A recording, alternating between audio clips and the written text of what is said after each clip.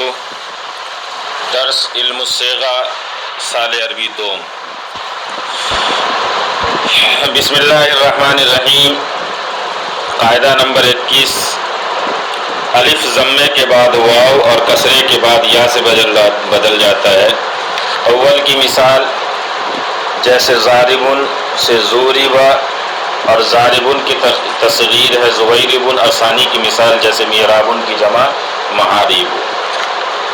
تو دیکھیں عزیز طلباء، یہ قاعدہ نمبر 21 ہے کہ الف ضمے کے بعد اور کسرے کے بعد، ضمے کے بعد واو اور کسرے کے بعد یا سے بدل جاتا ہے۔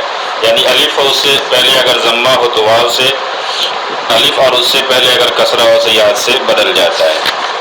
جیسے ضاربہ، جیسے ضاربہ سے زوربہ، ضاربہ سے زوربہ۔ ضاربہ میں دیکھیں کہ جو الف فتحے کے بعد تھا وہ زوربہ میں ضمے کے بعد واقع ہوا، لہذا اس کو واو سے بدل دیا تو زوربہ ہو گیا۔ اور ضاربن کی تصغیر زویربن ہے، اور ضاربن کی تصغیر کیا ہے؟ زویربن۔ تو پتہ چلا کہ ضاربہ اصل میں ضاد کے اوپر ضمہ ہے، اس لیے کہ اس کے تصغیر جب ہم نکالتے ہیں تو تصغیر میں ضاد کے اوپر ضمہ ہے۔ تو پتہ چلا کہ ضاد کے اوپر جب ضمہ ہے تو یہ الف ما قبل ضمہ، تو اس الف کو واو سے بدل دیا تو زوربہ ہو گیا۔ اس کے بعد محرابن کی جمع محاریب، محراب میں جو الف فتحے کے بعد تھا وہ محاریب میں کسرے کے بعد واقع ہوا، لہذا اس کو یا سے بدل دیا، محاریبو ہو گیا۔ تو قاعدہ نمبر 20 بہت ہی آسان ہے کہ الف ضمے کے بعد واو اور کسرے کے بعد یا سے بدل جاتا ہے۔ جیسے ضاربہ سے زوربہ اور ضاربہ ضاربن کی جو تصغیر ہے یہ زویربن ہے۔ اور دوسری مثال ہے محرابن کی جمع محاریب، محرابن کی جمع محاریب۔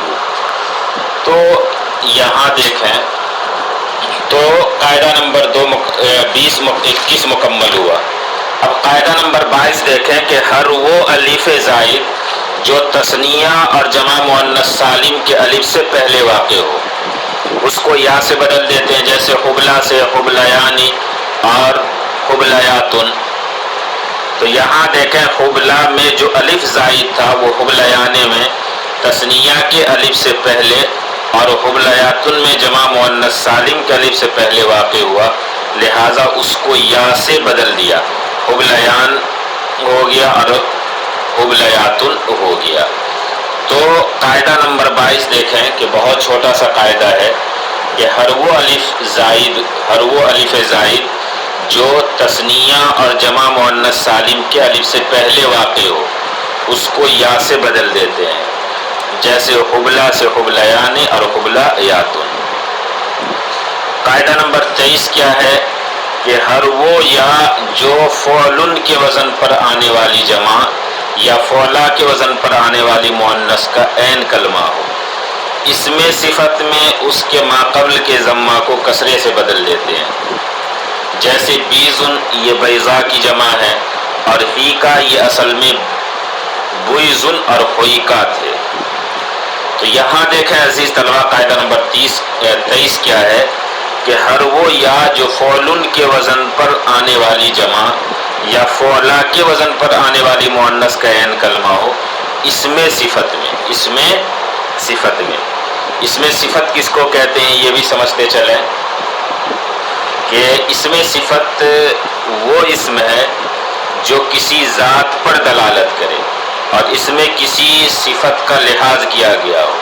جیسے بیزن، تو اس میں صفت کی تعریف کریں گے جو کسی ذات پر دلالت کرے۔ اس میں صفت وہ اسم ہے جو کسی ذات پر دلالت کرے اور اس میں کسی صفت کا لحاظ کیا گیا ہو۔ تو اس میں صفت میں اس کے ماقبل کے ضمے کو کسرے سے بدل دیتے ہیں۔ جیسے بیزن، تو بیزن اصل میں بویزن تھا، یا اس میں صفت میں ایسی جمع کے عین کلمے کی جگہ واقع ہوئی ہے جو فعلن کی وزن پر ہے، لہذا یا کے ماقبل با کے ضمے کو کسرے سے بدل دیا تو بیزن ہو گیا. اور ایسے ہی ہیکا اصل میں ہوئیکا تھا. ہیکا اصل میں ہوئیکا تھا. یا اس میں صفت میں ایسی مؤنث کے عین کلمے کی جگہ واقع ہوئی جو فولا کے وزن پر ہے، لہذا یا کے ماقبل ہا کے ضمہ کو کسرے سے بدل دیا، ہیکا ہو گیا. تو دیکھیں قاعدہ نمبر 23 کیا ہے کہ ہر وہ یا جو فعلن کے وزن پر آنے والی جمع یا فعلا کے وزن پر آنے والی مؤنث کا عین کلمہ ہو، اس میں صفت میں اس کے ماقبل کے ضمے کو کسرے سے بدل دیتے ہیں، جیسے بیزن بیضاءن کی جمع، اور ہیکا یہ اصل میں بویزن اور ہوئیکا تھے. اور اس میں ذات میں اس یا کو قاعدہ نمبر 3 کے مطابق واو سے بدل دیتے ہیں. اس میں ذات دیکھیں کس کو کہا جاتا ہے. اس میں ذات وہ اسم ہے جو کسی ذات پر دلالت کرے اور اس میں کسی صفت کا لحاظ نہ کیا گیا. جیسے عثمان، اس کو اسم جامد بھی کہتے ہیں. تو اسم ذات جس کو اسم جامد بھی کہا جاتا ہے، تو اسم ذات میں یا اسم جامد میں اس یا کو قاعدہ نمبر 3 کے مطابق واو سے بدل دیتے ہیں، جیسے توبہ. تو دیکھیں توبہ کے اصل میں طیبہ تھا. توبہ اصل میں کیا تھا؟ طیبہ تھا. یا ساکن غیر مدغم ضمے کے بعد واقع ہوئی. چونکہ یہ اس میں تفضیل ہے اور اس میں تفضیل اسم ذات کے حکم میں ہوتا ہے، اس لیے قاعدہ نمبر 3 کے مطابق یا کو واو سے بدل دیا، توبہ ہو گیا. یہی تعلیل کوسا میں ہوگی. یہی تعلیل کیا ہے؟ کوسا میں ہوگی. تو اب دیکھیں توبہ اطیب کی مؤنث اور کوسا ایکس کی مؤنث ہے.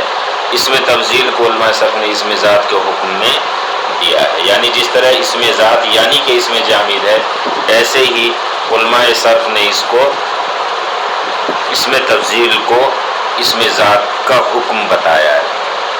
تو قاعدہ نمبر 23 آپ یاد کریں گے کہ ہر وہ یا جو فعلن کے وزن پر آنے والی جمع یا فعلا کے وزن پر آنے والی مؤنث کے عین کلمہ ہو، کیا ہو؟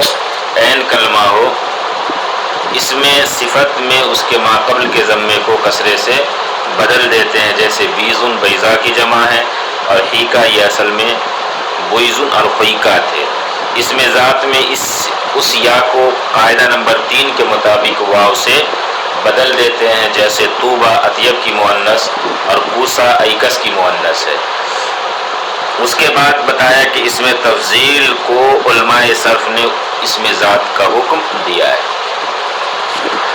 قاعدہ نمبر 24 کیا ہے کہ ہر وہ واو جو ایسے مصدر کا عین کلمہ ہو جو فعلولتن کے وزن پر، ہر وہ واو جو ایسے مصدر کا عین کلمہ ہو جو فعلولتن کے وزن پر ہو، اس کو یا سے بدل دیتے ہیں.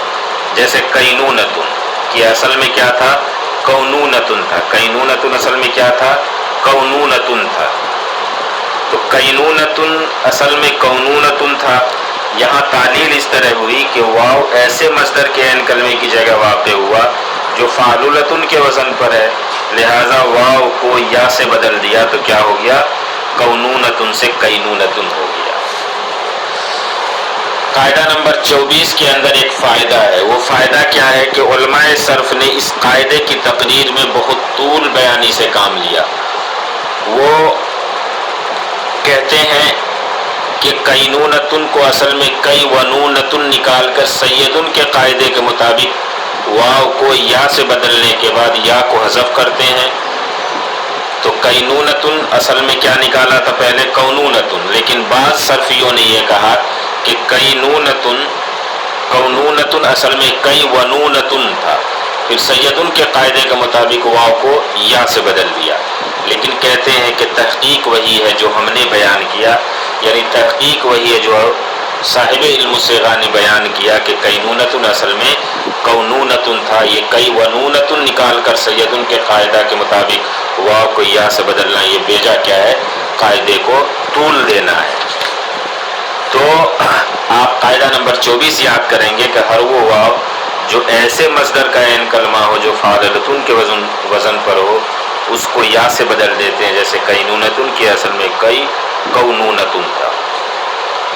اس کے بعد قاعدہ نمبر 25، قاعدہ نمبر 25 یہ ہے کہ اگر یا ایسے اسم کا لام کلمہ ہو، اگر یا ایسے اسم کا لام کلمہ ہو جو افاعلو یا مفاعلو کے وزن پر ہو یا ان کے مشابہ ہو، تو اگر وہ اسم معرب باللام یا مضاف ہے تو حالت رفع اور جری میں اس یا کو ساکن کر دیتے ہیں، جیسے ہادہ الجواری و جواریکم، مررت بالجواری و جواریکم۔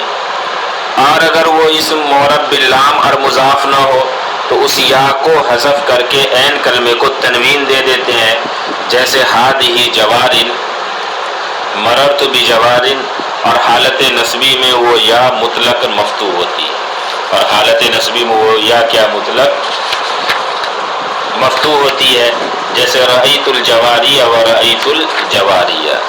تو یہاں دیکھیں عزیز طلبہ کیا بتایا مصنف علیہ الرحمٰن نے کہ اگر یا ایسے کلمے کا لام کلمہ ہو، ایسے اسم کا لام کلمہ ہو، یعنی یا ہو اور اسم ہو اور اس کا لام کلمہ ہو جو افاعلو یا مفاعلو کے وزن پر ہو یا ان کے مشابہ ہو، یا ان کے مشابہ ہو، تو یا ان کے مشابہ میں یاد رکھیں کہ اس سے وہ تمام اسماء مراد ہیں جن کے آخر میں یا ماقبل مقصور ہو، خواہ وہ جمع ہی کیوں نہ ہو، جیسے اوانی آنیتن کی جمع ہے اور جواری جاریتن کی جمع ہے، یا واحد ہو جیسے رامی قاضی وغیرہ۔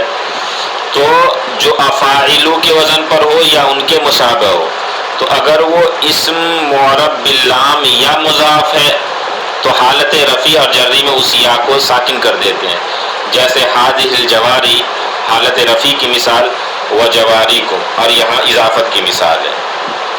مررت بالجواری و جواریکم، یہاں حالت جری کی مثال ہے۔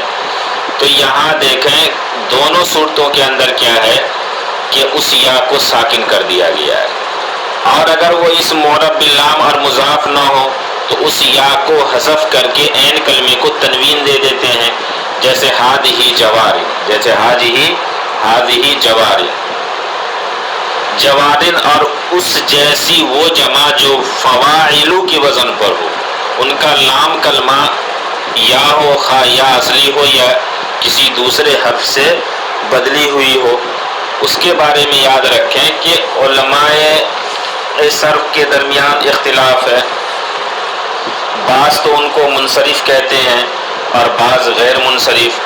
جو منصرف کہتے ہیں ان کے نزدیک تعلیل اس طرح ہوگی کہ جوارن اصل میں جواریون تھا، یا پر ضمہ دشوار سمجھ کر یا کو ساکن کر دیا، جوارین ہو گیا، یا اور تنوین دو ساکن جمع ہو گئے، اجتماع ساکنین کی وجہ سے یا کو حذف کر دیا، جوارن ہو گیا۔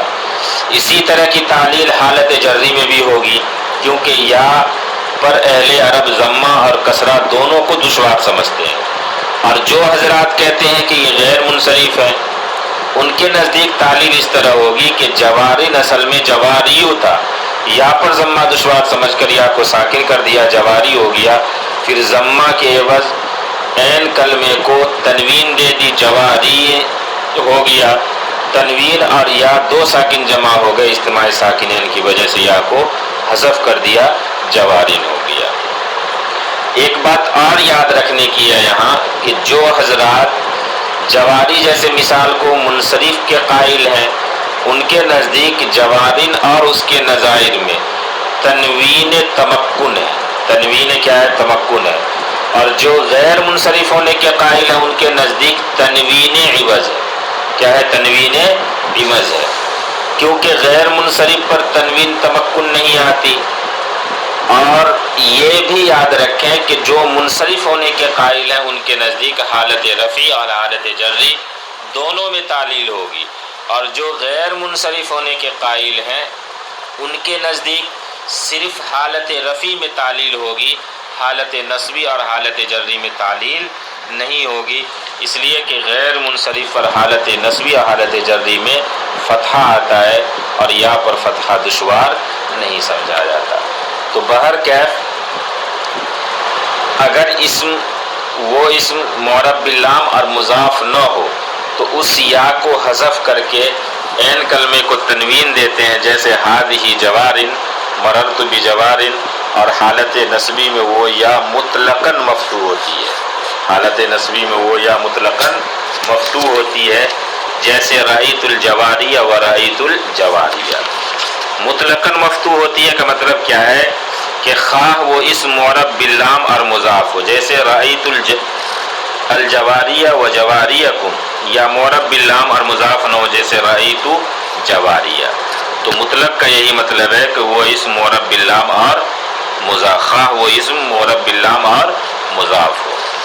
تو یہ قاعدہ نمبر 25 کیا ہے، مکمل ہوا۔ ایک مرتبہ پھر قاعدہ نمبر 25 کو دیکھیں کہ اگر یا ایسے اسم کا لام کلمہ ہو جو افاعلو یا مفاعلو کے وزن پر ہو یا ان کے مشابہ ہو، تو اگر وہ اسم معرب باللام یا مضاف ہے تو حالت رفیع اور جری میں اس یا کو ساکن کر دیتے ہیں، جیسے ہادہ الجواری و جواریکم، مررت بالجواری و جواریکم۔ اور اگر وہ اسم معرب باللام اور مضاف نہ ہو تو اس یا کو حذف کر کے عین کلمے کو تنوین دے دیتے ہیں، جیسے ہادہ جوارن، مررت بجوارن، اور حالت نصبی میں وہ یا مطلقاً مفتوح ہوتی ہے، جیسے رأیت الجواریہ و رأیت جواریہ۔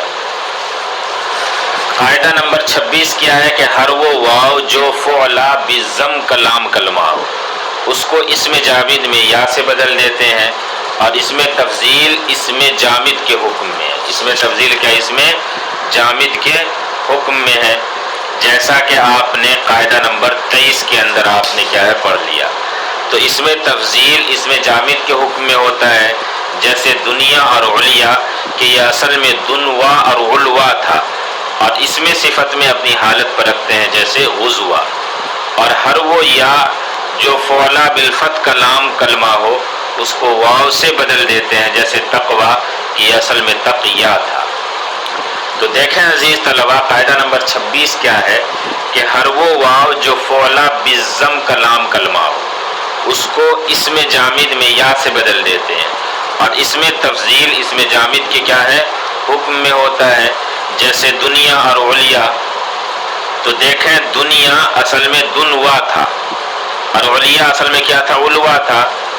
تو دنیا اصل میں دنوا تھا، واو اسم جامد میں فعلا بالضم کے لام کلمے کی جگہ واقع ہوا، لہذا واو کو یا سے بدل دیا، دنیا ہو گیا۔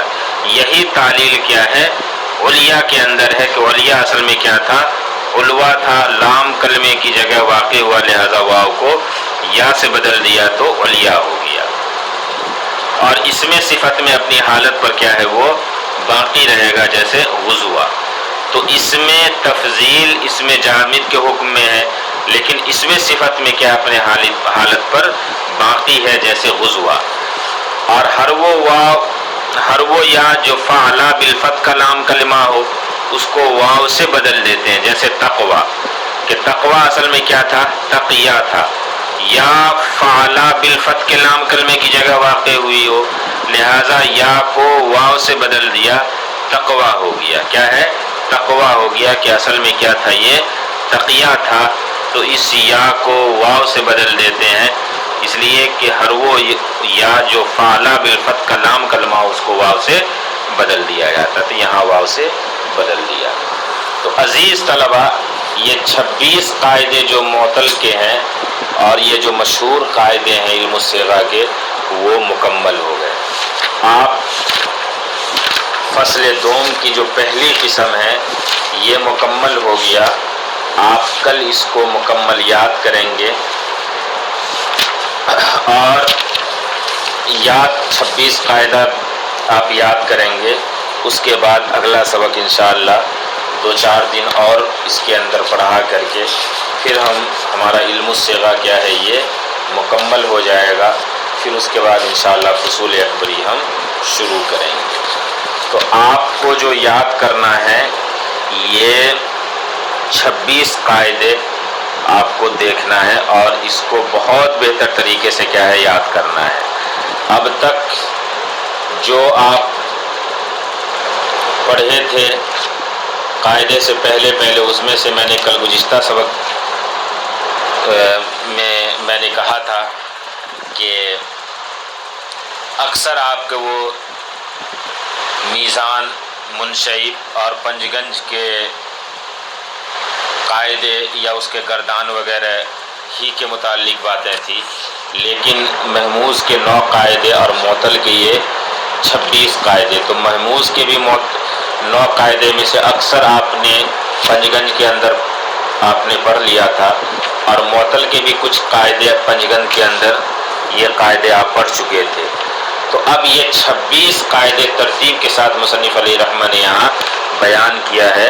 اب آپ کو یہ سب سارے قاعدے آپ کو یاد کرنے ہیں انشاءاللہ۔ اس کے بعد پھر جو دوسری فصل ہے معطل کے بیان میں، اس کی دوسری قسم، یہ پہلی قسم تو 26 قاعدے معطل کے بیان میں ہے، اس کے بعد دوسری قسم انشاءاللہ ہم گردان کے بیان میں، یعنی کہ محموز کے جو گردان ہے، معطل کے جو گردان ہے اس کے بیان میں جو دوسری قسم کو مصنف علیہ رحمہ نے آگے بیان کیا ہے، اس کو انشاءاللہ شروع کریں گے۔